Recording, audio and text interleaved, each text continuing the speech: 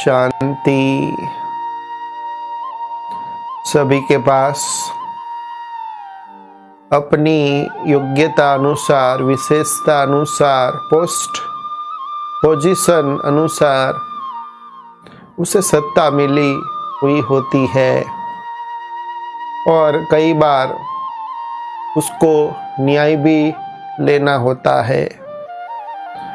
तो याद रखिए कि जब हम न्याय की सीट के ऊपर बैठते हैं, उस आसन के ऊपर बैठते हैं, तो अपनी भावनाओं के वश होकर के, जो हमको पसंद है उसके वश होकर के, स्नेह के, प्रेम के वश होकर के कभी भी फैसला नहीं लेना चाहिए, न्याय नहीं देना चाहिए। और छोटा कोई अपराध है, गलती है, तो उसमें कोई बड़ी सजा दे दे, दंड दे दे,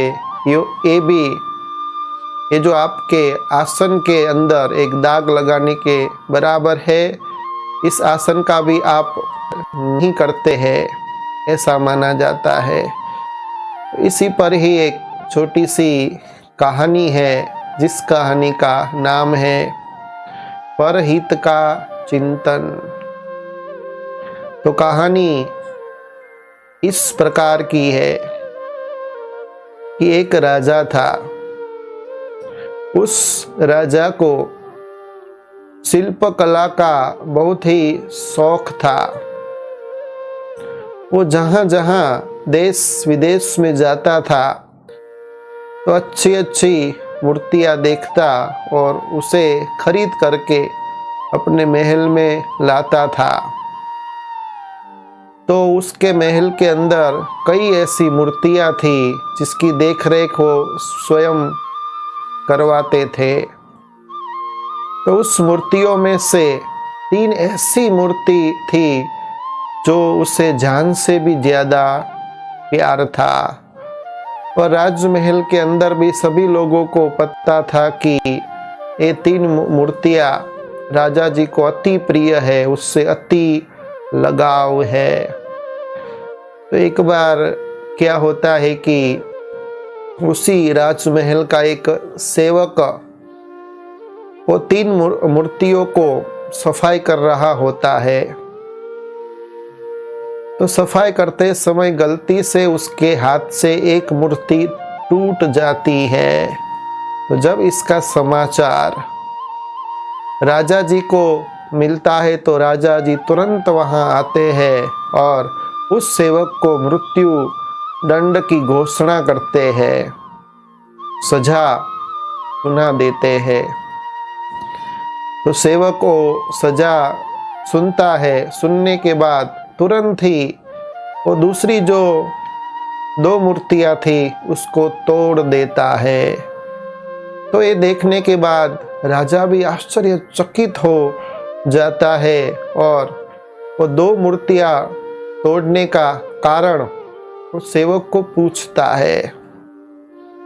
तब वो सेवक बड़ी नम्रता से राजा जी को कहता है कि हे महाराजा, मुझे क्षमा करना, क्योंकि ये सारी जो मूर्तियां है, तीनों मूर्तियां मिट्टी की बनी हुई है।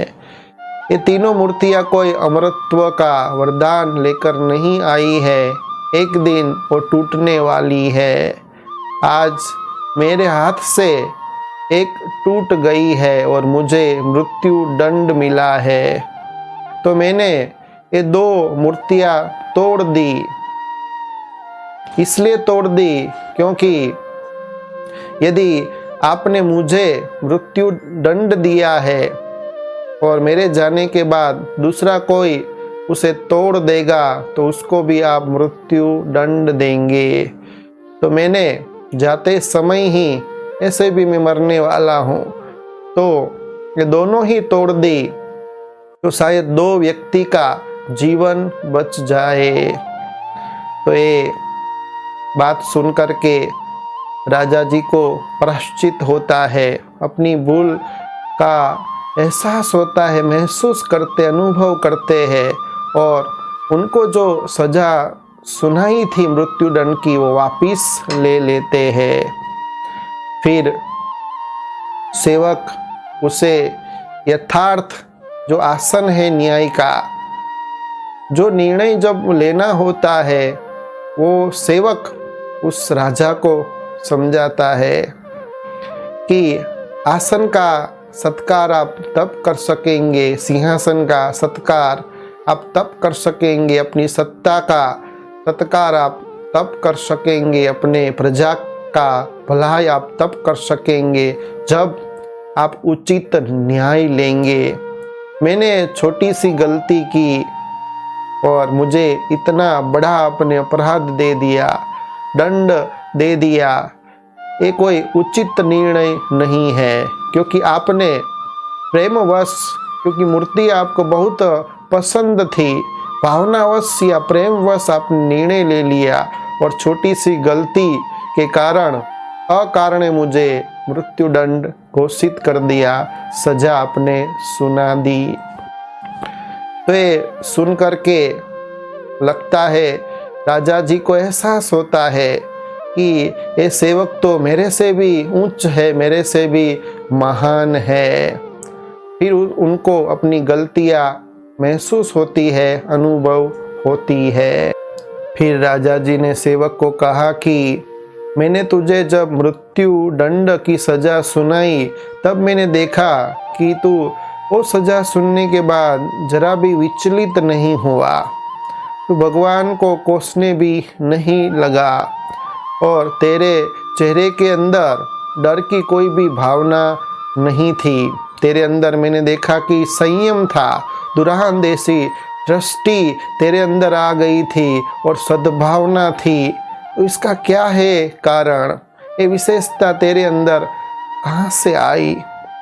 तब वो सेवक राजा जी को कहता है कि आपके पास मैं सेवक के रूप में काम करता हूँ अभी, इसके पहले मैं एक धनवान सेठ जी के पास काम करता था और वो भी मुझे बहुत अच्छी तरह रखते थे, परंतु वो सेठ जी की आदत ऐसी थी कि जब उसको कटु अनुभव होता था तो भगवान को गालियाँ देते रहते थे। तो एक बार क्या हुआ, वो ककड़ी खा रहे थे तो संयोग अनुसार वो ककड़ी कड़वी थी, तो वो ककड़ी मुझे उन्होंने दे दी। तब ये सारी ककड़ी मैंने बहुत ही स्वादिष्ट, जैसे मिठाई खा रहा हूँ ऐसे भाव के साथ सारी ककड़ी मैंने खा ली। तो ये देखने के बाद वो सेठ जी ने मुझे पूछा कि ये ककड़ी मैं खा रहा था तो ये तो बिल्कुल कड़वी ककड़ी थी और तूने एक जैसे मिठाई खा रहे हैं, ऐसे स्वादिष्ट व्यंजन खा रहे, ऐसे भाव से तूने खाया, तो इसका क्या है राज? तुझे कड़वापन नहीं लगा? तब वो सेवक को सेठ जी को कहता है कि हे सेठ जी, आपने, हे मालिक, आपने तो मुझे सब कुछ दिया है, रोज कितना अच्छा अच्छा आप व्यंजन खिलाते हैं, स्वादिष्ट भोजन खिलाते हैं, उसमें एक दिन ऐसा कड़वा खा लिया तो इसमें कोई हर्जा नहीं है। तो ये बात सुनने के बाद सेठ जी भी समझ जाते हैं।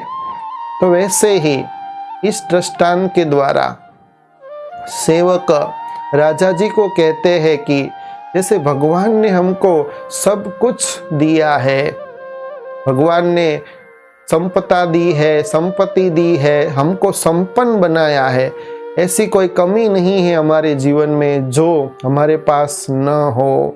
उसमें से कई हमारे कर्म के अनुसार या कोई इस खेल के अनुसार हमारे जीवन में अनुदान भी हमको मिल जाए, तो फिर भी भगवान की जो सद्भावना है उसमें कभी भी संदेह नहीं करना चाहिए, क्योंकि हमारे दुख और सुख जो प्रसाद भगवान ने हमको दिया है वो खुशी खुशी खाना चाहिए, ग्रहण करना चाहिए। और भगवान को पता होता है जो भी दुख आता है हमारे कर्म के अनुसार आता है, और हमारी जितनी कैपेसिटी होती है, सहन करने की क्षमता होती है, तो तो जो भी परिस्थिति आती है तब याद रखना चाहिए कि भगवान इस परिस्थिति के द्वारा हमको आगे बढ़ाना चाहते हैं और ऐसी एबिलिटी, ऐसी शक्ति, ऐसा पावर मेरे अंदर है, इसीलिए ये परीक्षा, ये पेपर, ये परिस्थितियाँ, ये दुख हमारे सामने आया है। तो ये दुख आगे बढ़ाने वाला है, तो दुख को उस समय खुशी खुशी से सहन करना है, क्योंकि ये दुख और सुख का खेल है। आज दुख है तो सुख आने वाला है, सुख में जी रहे हैं तो दुख भी आएगा। तो जब दुख आता है तो कभी भी विचलित नहीं होना चाहिए। उस समय परमपिता परमात्मा को याद करेंगे तो दुख भी सुख में परिवर्तित हो जाता है। अच्छा, ओम शांति।